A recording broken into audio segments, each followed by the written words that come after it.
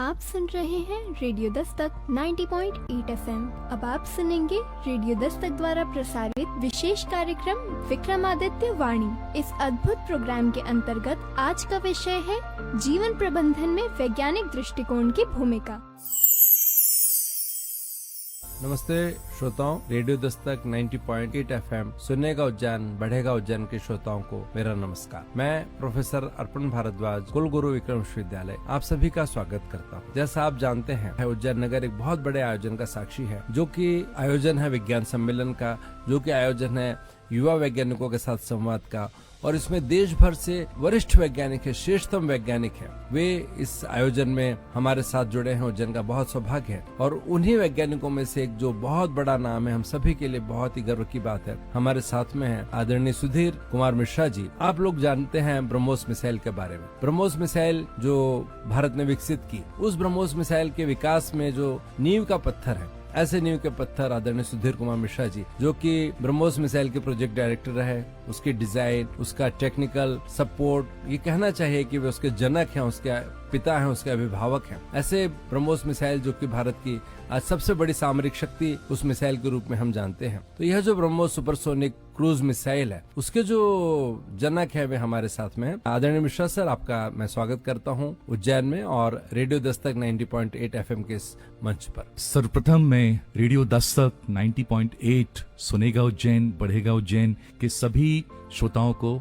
नमस्कार कहता हूं। और आपने मुझे बुलाया प्रोफेसर भारद्वाज, कुलगुरु विक्रम विश्वविद्यालय के, इसके लिए आपका भी बहुत बहुत धन्यवाद। सर, आप यहाँ पर हैं और मैं समझता हूँ कि विज्ञान पुरुष के रूप में अब आपकी प्रतिष्ठा पूरे देश भर में है। तो मैं ये जानना चाहूंगा कि आम जन के लिए, आम नागरिक के लिए विज्ञान किस प्रकार जरूरी है और वह कैसे आम नागरिक के जीवन को प्रभावित करता है, इस विषय में थोड़ा आप बताएं। कई शताब्दियों से हमारे देश की एक वैज्ञानिक सोच और परंपरा रही है। और आप अगर हमारी जो पुरानी पुस्तकें हैं उठा के देख लेंगे, हजारों वर्षों पहले जो लिखी गई हैं, तो उसमें लगभग हर बात वैज्ञानिक तरीके से लिखी गई है। तो अगर हम ऐसा सोचते हैं कि सामान्य व्यक्ति के जीवन को विज्ञान प्रभाव नहीं डालता है, तो ऐसा सोचना थोड़ा ठीक नहीं होगा। और आज अगर हम अपनी जीवन शैली को देखें, दिनचर्या को देखें, तो आप देखेंगे कि आपके सवेरे उठने से लेकर और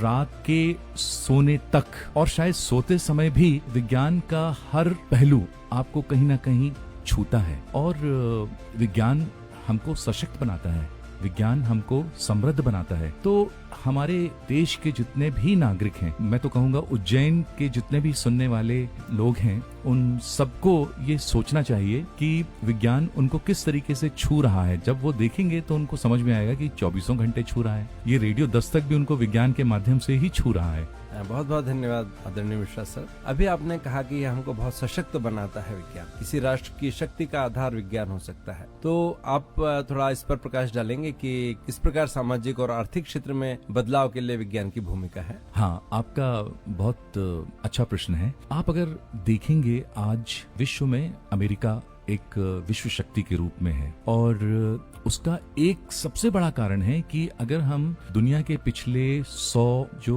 वैज्ञानिक आविष्कार हुए हैं उनको उठा के देखेंगे, तो उसमें से 99 जो हैं वो अमेरिका में हुए हैं। और जब भी वैज्ञानिक आविष्कार होते हैं तो वैज्ञानिक आविष्कार एक नई टेक्नोलॉजी, एक नए प्रोडक्ट, एक नए उपभोग करने के सामान को पैदा करते हैं। और हम जब उनका उपयोग करते हैं तो देश समृद्ध होना शुरू होता है। और दूसरी बात है, अगर आप द्वितीय विश्व युद्ध में देखें तो द्वितीय विश्व युद्ध के बाद यूरोप में जो वैज्ञानिक तरक्की हुई, तो उसके कारण वहां पर बहुत समृद्धि आई। अगर हम सोवियत संघ देखें या जापान देखें, आज का रूस देखें, तो इन सब में जो भी समृद्धि आई है, चीन देखें तो जो भी समृद्धि आई है वो सब वैज्ञानिक सोच और वैज्ञानिक आधारित समाज होने के कारण आई है। हमारे अपने देश में जहां पर 2080-82 तक, जिसको हम हिंदू रेट ऑफ ग्रोथ बोलते हैं, 2%, 3% हर साल आर्थिक रूप से प्रगति हुआ करती थी। लेकिन जब से हमने इंफॉर्मेशन टेक्नोलॉजी में, कंप्यूटर युग में प्रवेश किया और उसमें अपनी भूमिका एक सशक्त देश के रूप में निभाई, तो हमारे देश की जो तरक्की है, आर्थिक तरक्की, वो 7%, 8%, 9% हर साल बढ़ी हुई है। और इस कारण जो भौतिक रूप से हमारी जो समृद्धि हुई है, तो आज हम अपने आप को दुनिया के सबसे बड़े 5वें राष्ट्र के रूप में पाते हैं, एक जो आर्थिक आधार पर अगर हम देखें तो। और जिस तरीके से हम बढ़ रहे हैं, तो शायद कुछ महीने में हम जापान को पीछे छोड़ देंगे, तो हम चौथी जगह पहुंच जाएंगे। फिर जो अगला होगा वो हमारी तीसरी पायदान होगी। तो इस वैज्ञानिक यात्रा हमको आर्थिक यात्रा के साथ जोड़ती है, और इन दोनों का साथ साथ ही मिलन होता है। तो हमारे जितने भी सुनने वाले हैं, उन सबको मैं आश्वस्त करना चाहता हूं कि आप अपनी सोच, दृष्टिकोण वैज्ञानिक रखिए। यही आपको समृद्धि लाएगी, आर्थिक रूप से, भौतिक रूप से तथा सामाजिक रूप से। धन्यवाद आदरणीय सर।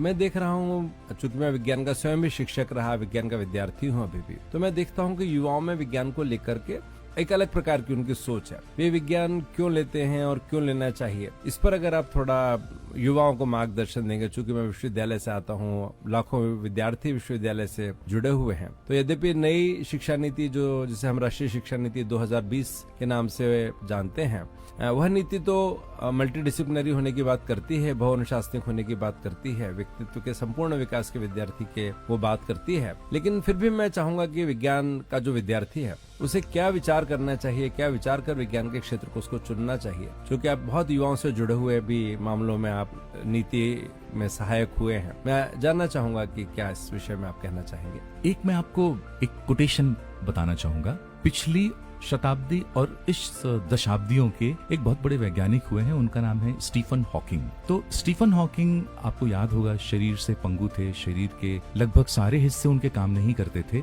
और उनके पास एक कीपैड होता था जिसमें वो बटन दबाकर और अपनी बात कहा करते थे, और कंप्यूटर उनके इन बटन दबाने को जो है उनकी आवाज में प्रसारित करता था लोगों को। तो उन्होंने एक बहुत अच्छी बात कही है कि ईश्वर हम मानव जाति के लोगों से गणित की भाषा में बात करता है। ये एक बहुत बड़ी बात है, इसलिए कि मैं आपके सारे श्रोताओं से पूछूंगा, उनसे कहूंगा कि आप ये देखना शुरू करिए कि आप गणित को अपने जीवन में किस तरीके से इस्तेमाल करते हैं। तो आप सवेरे जब उठते हैं, ब्रश करते हैं, तो भी आप ब्रश का एक निश्चित कोण होता है जिससे आप अपने दांतों को ब्रश करते हैं। तो गणित ने तो आपको तभी छू लिया। और जब आप सोते हैं तो आप देखते होंगे किस पोजीशन पर आपको सबसे ज्यादा आराम मिल रहा है। तो उस पोजीशन को आप गणित की दृष्टि से अगर आप कैलकुलेट करेंगे, तो आपको पता चलेगा कि गणित तो हमको सोते समय, जागते समय और दिन में कार्य करते समय हर समय छूता है। तो मैं आपके सारे श्रोताओं को ये का आह्वान करूंगा कि वो गणित को कभी भी एक ऐसी चीज ना समझें जो उनको डराने के लिए बनाई गई है। गणित तो हमारे जीवन को आसान करने के लिए बनाया गया है। जब हम किसी भी चीज को गिनते हैं 1, 2, 3, 4, तो हम गणित के कारण ही गिन पाते हैं। और सबसे बड़ी बात तो ये है कि भारत में ही गणित का आविष्कार हुआ है। पहले कहा करते थे कि जो गणित है, अलजेब्रा है, ये अरब कंट्रीज में आया, लेकिन अगर आप अभी की जो रिसर्च है वो देखें, जो बड़े बड़े विश्वविद्यालयों में हुई है, तो उनसे ये पता चला है कि गणित हमारे देश से अरब में गया और फिर अरब से यूरोप में गया। तो चूंकि विज्ञान का इतिहास यूरोपियन लोगों ने ही लिखा है और उनके पास ये अरब कंट्रीज से आया था, तो उनको लगा कि शायद अरब देशों में ही इस गणित की खोज हुई है, जबकि गणित की खोज तो भारत में हुई है। भारत से अरब गई, अरब से यूरोप गई। अच्छा, अब आपका जो प्रश्न है बहुत अच्छा प्रश्न है कि हमारे बच्चों को विज्ञान क्यों पढ़ना चाहिए। विज्ञान इसलिए पढ़ना चाहिए कि विज्ञान पढ़ने से हमारे जो अंधविश्वास हैं, हमारा जो मानसिक संतुलन है, मानसिक रूप से हम एक साफ सुथरी दृष्टि से हमारे आजू बाजू की जो चीजें हैं उनको देख पाते हैं। हम ये देख पाते हैं कि अगर कोई चीज गिर रही है तो वो क्यों गिर रही है, अगर हमको कोई चीज मीठी लग रही है या खट्टी लग रही है तो क्यों लग रही है, क्या वो हमारे लिए ठीक बनी है, क्या ठीक नहीं बनी है। इसके अलावा एक वैज्ञानिक सोच होने से हमारा पूरा जीवन आमूल परिवर्तन हो जाता है। और मैं आपके श्रोताओं पर छोड़ूंगा कि वो खुद मुझे बताएं कि विज्ञान पढ़ने से उनको क्या क्या फायदे होते हैं और विज्ञान पढ़ने से उनको क्या क्या नुकसान होते हैं। तो शायद विज्ञान ना पढ़ने से जो नुकसान है वो 0 के लगभग ही होंगे। दूसरा कारण होगा कि उनको शायद डर लगता है उस सब्जेक्ट से। लेकिन मैं आपको बताऊं कि जब भी किसी चीज से डर लगे तो उसके अंदर आप बिल्कुल घुस जाइए, बिल्कुल ऐसा घुसिए कि जो विषय है वही डरने लगे कि अरे ये तो हमारे ऊपर बिल्कुल द्रोणाचार्य के समान आ गए। जी डॉक्टर साहब, आपके इस बात से मुझे वो एक लाइन है, यद्यपि वो थोड़ी कमर्शियल है, पर मैं बोलूंगा कि डर के आगे जीत है, जो एक पंच लाइन हम पढ़ते हैं अखबारों में, तो वो यही शायद है कि आपने जो बतलाया विद्यार्थियों को, युवाओं को, कि डरना नहीं है विज्ञान से और उसको समझना है। और इस विषय में आप और थोड़ा मार्गदर्शन कीजिएगा विद्यार्थियों के लिए, विज्ञान की उपादेयता, उपयोगिता और उनका क्या सोच रोजगार के लिए या सेवा के लिए या विकास के लिए या शोध के लिए, क्या मूल रूप से उनको विचार करके गणित के क्षेत्र को या विज्ञान के अन्य क्षेत्रों को चुनना चाहिए। कुलगुरु जी, आपने तो मेरे मुंह से टैगलाइन ही छीन ली कि डर के आगे जीत है। तो ये बहुत अच्छा लगा कि मेरे बहुत सारे शब्दों को आपने एक लाइन में बता दिया। और देखिए, विज्ञान जिसको हम फिजिक्स, केमिस्ट्री, मैथ्स बोलते हैं, तो इससे हम जब भी पढ़ते हैं तो हम इंजीनियरिंग, मेडिसिन या एग्रीकल्चर या चार्टर्ड अकाउंटेंट या कंपनी सेक्रेटरी या इस तरीके के जो प्रोफेशंस होते हैं, इसमें हमको घुसने में बहुत आसानी होती है। कारण है कि हर जगह गणित है। अगर कोई सोच रहा है कि वो बीकॉम ले लेगा और उसको गणित पढ़ने की जरूरत नहीं है, तो वो गलत सोच रहा है। तो सबसे ज्यादा गणित तो कॉमर्स में ही है। और अगर हम सोच रहे हैं कि हम को गणित से कभी हमारा पाला ना पड़े, तो आज हमारे देश में, देश नहीं बल्कि पूरे विश्व में जो स्टॉक मार्केट है, उसके कारण लोगों के अंदर काफी जागृति हुई है और उसमें वो बहुत ज्यादा ना निवेश करना चाहते हैं। तो अगर आपको गणित नहीं आता है तो आप निवेश कैसे करेंगे? और अगर गणित नहीं आता है तो आप जो हमारे पैसे की वैल्यू है, पैसे का जो लेन देन है, वो कैसे समझेंगे? उसका समझना तो सबसे ज्यादा जरूरी है। आप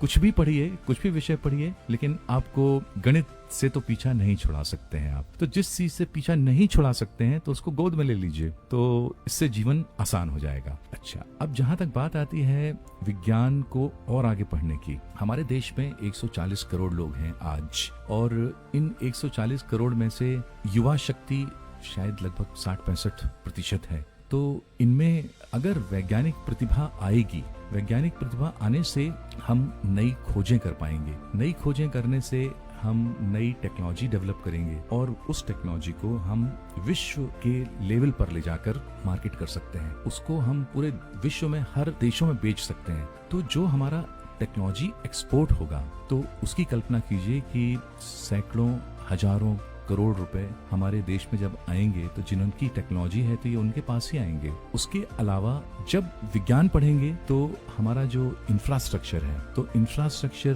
किस तरीके का होना चाहिए, तो वो उसमें अपना कंट्रीब्यूशन दे सकते हैं। और इस समय जो एक बहुत बड़ी समस्या है वो है हमारे एनवायरनमेंट की, पर्यावरण की। तो अगर विज्ञान पढ़ने से हमको ये जरूर समझ में आएगा, बहुत अच्छे से समझ में आएगा कि पर्यावरण को हम किस तरीके से सुरक्षित रह सकते हैं। जो क्लाइमेट कंट्रोल है जिसके बारे में बात होती है, और जिसने विज्ञान पढ़ा है उसको मालूम है कि उसकी मोटरसाइकिल से या उसके स्कूटर से अगर धुआं काले रंग का निकल रहा है तो इसका मतलब है कि कुछ समस्या है, उसको ठीक करना है। या उसको ये भी समझ में आएगा कि प्लास्टिक क्यों नहीं हमको उपयोग में लाना चाहिए। उसको ये भी समझ में आएगा कि किन चीजों को खाने से हमारी हेल्थ अच्छी होती है और किन चीजों को खाने से हमारी हेल्थ खराब होती है। तो हमारा स्वास्थ्य लाभ भी हमको होगा। और एक जमाने में कहा जाता था कि योग है, या आप आर्ट्स पढ़ते हैं या आप कुछ भी पढ़ते हैं जो विज्ञान से संबंधित नहीं होते हैं, तो उनमें से आप अपने को सुरक्षित महसूस कर पाएंगे। लेकिन आप कुछ भी करिए, आखिरी में आपको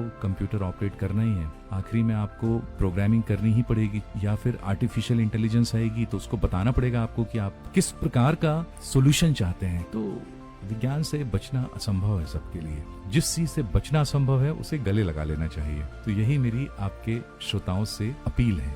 बहुत बहुत धन्यवाद आदरणीय सर। रेडियो दस्तक 90.8 FM सुनेगा उज्जैन, बढ़ेगा उज्जैन के श्रोता, अभी आप सुन पा रहे हैं बहुत बड़े वैज्ञानिक भारत के जो बहुत प्रतिष्ठित हैं, जो APJ अब्दुल कलाम साहब के शिष्य के रूप में जिन्होंने काम किया है, उनके साथ बरसों तक काम किया है, वो आज आपसे मुखातिब हैं। सर, आपने बहुत अच्छी बात कही कि जिससे आप बच नहीं सकते उसको आप गले लगा लीजिए। जो आपका पीछा नहीं छोड़ने वाला है, आप स्वयं उसके पीछे पड़ जाइए अपनी सारी शक्ति लगाकर। तो विज्ञान थोड़ा कठिन लगता है, दुरूह लगता है, लेकिन उसके बगैर जीवन संभव नहीं है। यह भी आपने बिल्कुल ठीक ही कहा। मैं आपसे एक और सवाल जानना चाहता हूँ। एक और सवाल मेरा है, आप ब्रह्मोस एक परियोजना भारत की एक बहुत बड़ी परियोजना है और इसको भारत ने सोवियत संघ के साथ इसको साकार रूप दिया था। आप इसके प्रथम पुरुष के रूप में इस परियोजना के जाने जाते हैं। मैं थोड़ा निवेदन आपसे करूंगा सर कि इस विषय में हमारे श्रोताओं को आप बताएं कि ब्रह्मोस परियोजना क्या थी और कैसे इसको आपने सफल बनाया। ब्रह्मोस परियोजना 1990 में सोची गई थी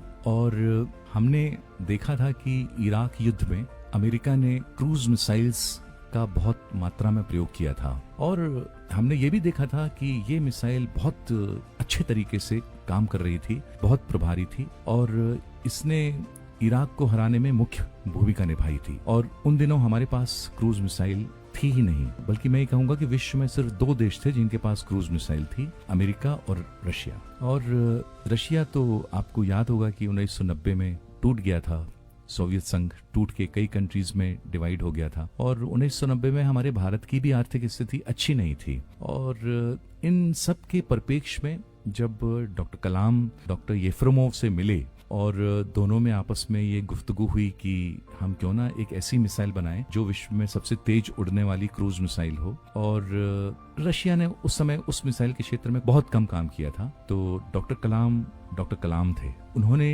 तुरंत कहा कि हम ये टेक्नोलॉजी ट्रांसफर नहीं करेंगे, हम को डेवलपमेंट करेंगे। को डेवलपमेंट यानी कि आधा आप करिए और आधा हम करेंगे और इस तरीके से कुछ टेक्नोलॉजी हमारे देश में बनेगी, कुछ आपके देश में बनेगी और हम भारत में लाके उसको असेंबल करेंगे और फिर बेचेंगे, सबको बेचेंगे, सबको देंगे। तो ये बैकग्राउंड था डॉक्टर कलाम का। और डॉक्टर कलाम के साथ ही डॉक्टर पिल्ले भी थे।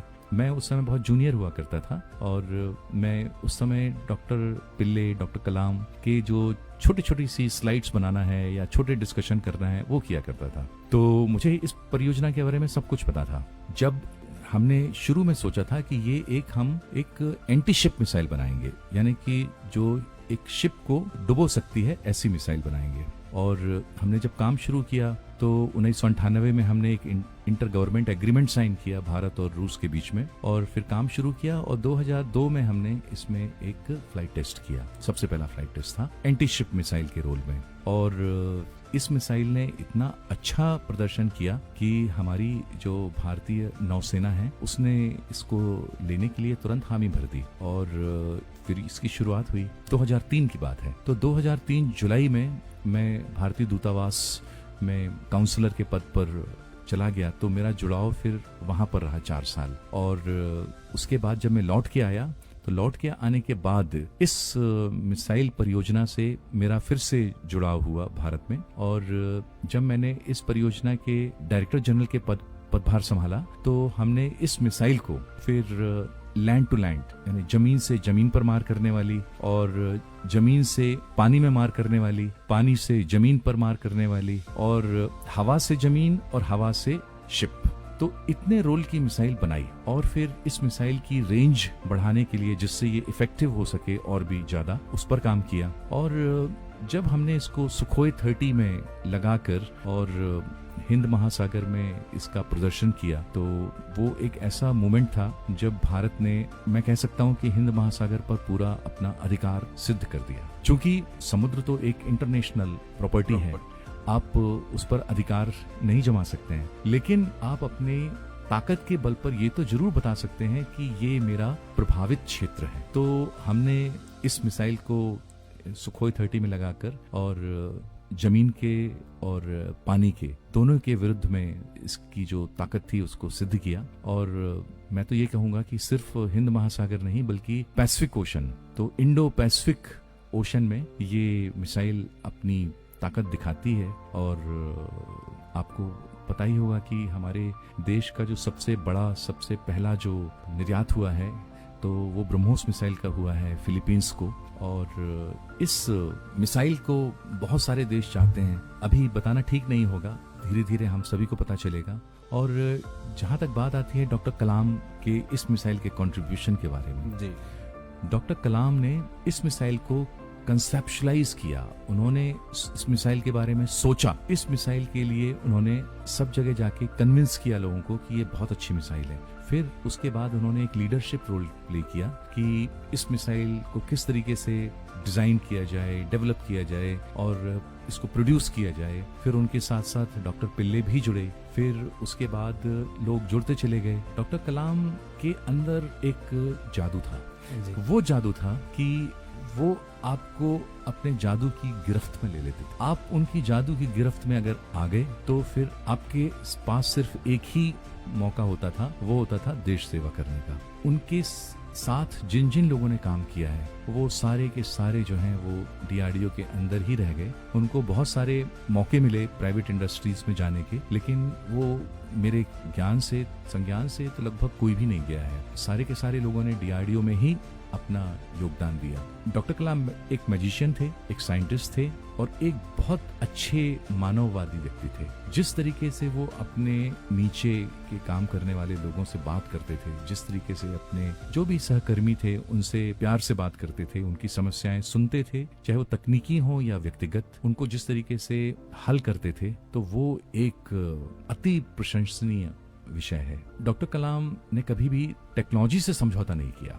वो हमेशा कहते थे कि तुमको अपना सबसे बेस्ट देना है और तुम अपना सबसे बेस्ट दोगे तो तुमको सबसे अच्छा बेस्ट रिटर्न में वापस मिलेगा। तो ये आपके श्रोताओं को भी बताना चाहूंगा कि अगर आप अपना सबसे अच्छा काम करोगे, अगर आप अच्छा काम करोगे तो आपको अच्छी चीजें ही वापस मिलेंगी और ज्यादा मेहनत करेंगे तो ज्यादा अच्छी चीजें मिलेंगी। और अगर आप विज्ञान के लिए काम करेंगे तो आपको विज्ञान वापस मिलेगा, आपका ज्ञान बढ़ेगा, समाज बढ़ेगा, देश बढ़ेगा और विश्व में ज्ञान में वृद्धि होगी। सर, उज्जैन से आपका कुछ रिश्ता है ऐसा मुझे लगता है, क्योंकि 2018 में भी आप उज्जैन आए थे और बहुत भारी भीड़ युवाओं की वहां पर थी। 5000 से अधिक बच्चे आपसे उस कार्यक्रम में जुड़े हुए थे। उसके पश्चात डोंगला में भी आप पहुंचे, जहां पर कालगणना को लेकर के हमारे माननीय मुख्यमंत्री जी ने एक बहुत बड़ा आयोजन रखा था, आप वहां भी आए। और अभी फिर आप बच्चों से बात करने के लिए यहाँ पर हैं। 2 दिन से आप यहाँ पर, आप कितनी व्यस्तताओं में से,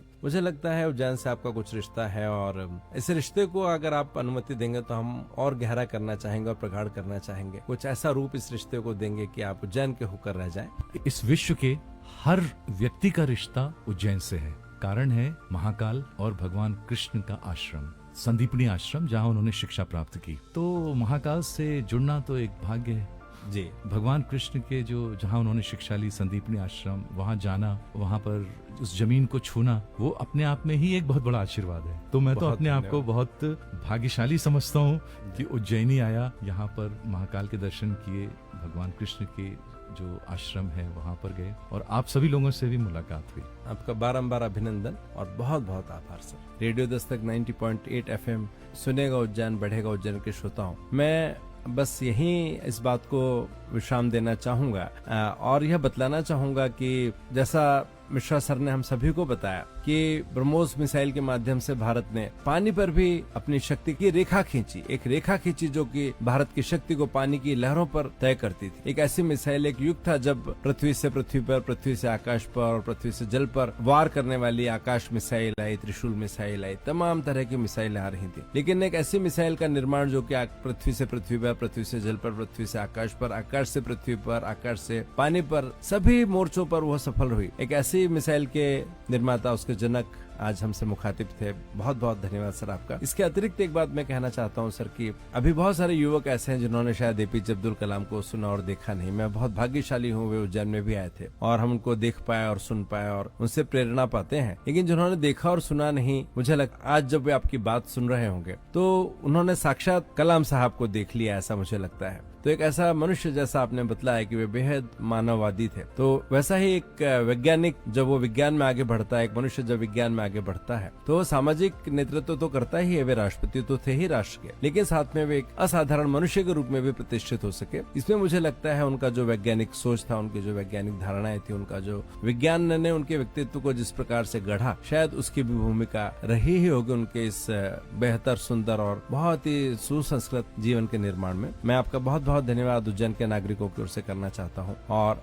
आप यहाँ पर आए, रेडियो दस्तक 90.8 FM पर आप आए, आपका बहुत बहुत शुक्रिया सर, धन्यवाद। आपके सभी श्रोताओं को रेडियो दस्तक 90.8 के मैं बहुत बहुत धन्यवाद देता हूँ मुझे सुनने के लिए। धन्यवाद सर। शुभ दिन। भी आपने सुना रेडियो दस्तक 90.8 FM पर विशेष कार्यक्रम विक्रमादित्य वाणी। सुनते रहिए रेडियो दस्तक 90.8 FM, सुनेगा उज्जैन, बढ़ेगा उज्जैन। रेडियो दस्तक